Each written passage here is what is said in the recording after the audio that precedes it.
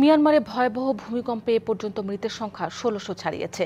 দেশটির সামরিক বাহিনীর সবশেষ তথ্য অনুযায়ী এখন পর্যন্ত প্রাণহানি হয়েছে ১,৬৪৪ জনের। থাইল্যান্ডে মৃতের সংখ্যা বেড়ে দাঁড়িয়েছে ১৭ জনে। নিখোঁজ এখনও ৮৩ জন। গেল শুক্রবার এই ভূমিকম্পে হতাহত হয়েছে ৩৪০০ জনের বেশি। এ সংখ্যা আরও বাড়তে পারে বলে আশঙ্কা কর্তৃপক্ষের।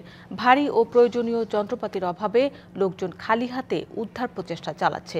শনিবার ব্যাংককে ধসে পড়া ৩৩ তলা ভবনের নিচের স্থানটিতে উদ্ধার কাজ অব্যাহত রয়েছে। বিবিসি জানিয়েছে, মিয়ানমারের দ্বিতীয় বৃহত্তম শহর মান্দালয়ে ধ্বংসস্তূপের নিচে চাপা পড়া অনেককে এখনও উদ্ধার করা সম্ভব হয়নি। ধ্বংসাবশেষের নিচে প্রায় অর্ধশত মানুষ আটকা পড়ে আছেন।